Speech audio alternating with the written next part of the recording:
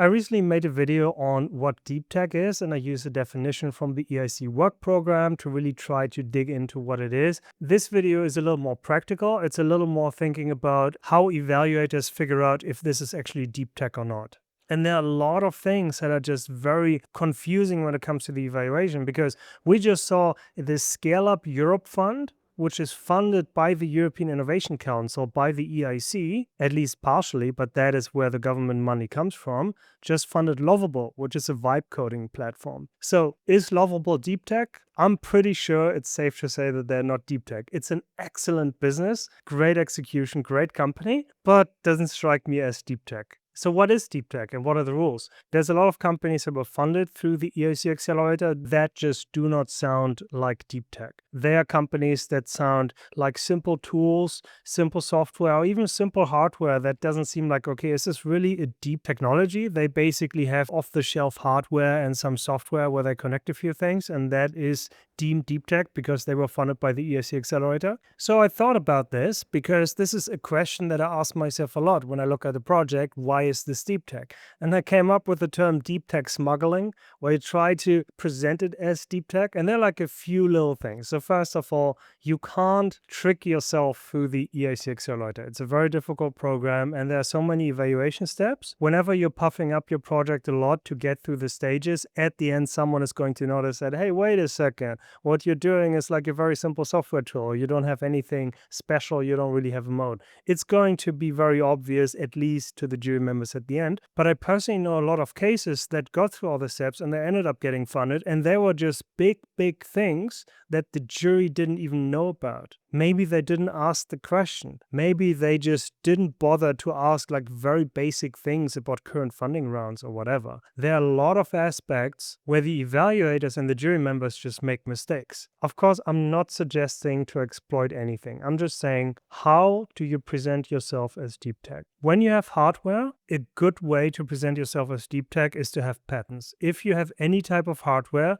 you should have patents with it. It's always possible to take apart patents or to take apart how innovative they actually are. So patents are not the magic bullet. But if you have hardware, you should have patent to support why you're deep tech. That's very important. If you have software, you should be able to really describe a body of work. If there's any software you're doing, you still have to identify what is the mode here. If this is a very simple software, then the innovation has to lie elsewhere. The software innovation can't be that you have a very special backend, because the backend is probably very much standard server, database logic, and all of that. So the architecture is probably not going to be that unique. So what is new about you? Maybe there's a different type of language you're using. There's a certain knowledge graph or data repository, whatever it may be. There has to be a body of work, something, of course, it doesn't have to be physical, but that you can digitally touch and say, that thing, nobody has that, and nobody even knows how to create that. That is my thing. This is like in the software part. So hardware, there should be patents. Software, there should be like a body of work, something digitally tangible that you can hold on to. These two things is what I'm looking for when I'm trying to figure out the deep tech aspect. And then I already said it also in the other video, then there's the other part, which is the science part. If you have anything, and this can be software, this can be hardware, where maybe you're a university spin-off or there's actually science around that, and ideally you have participated in that. Either you were the object of study, so some university researchers studied the thing you're doing, or maybe you're involved in that. Maybe you're the scientist who invented that.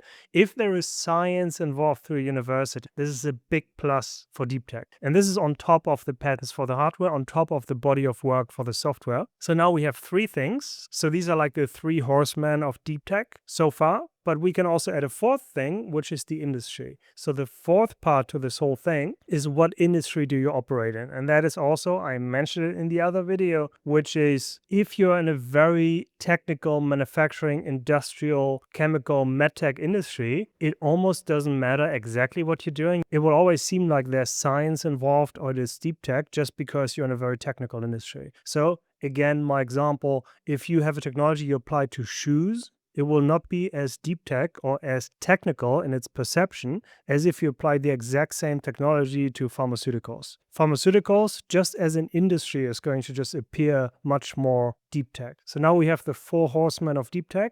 We have patents for hardware, the body of work for software, the science angle, which can come from a lot of different directions, and the last one is the industry itself. Are you operating in an industry that seems technical? Are you operating in an industry that seems aligned to science and engineering?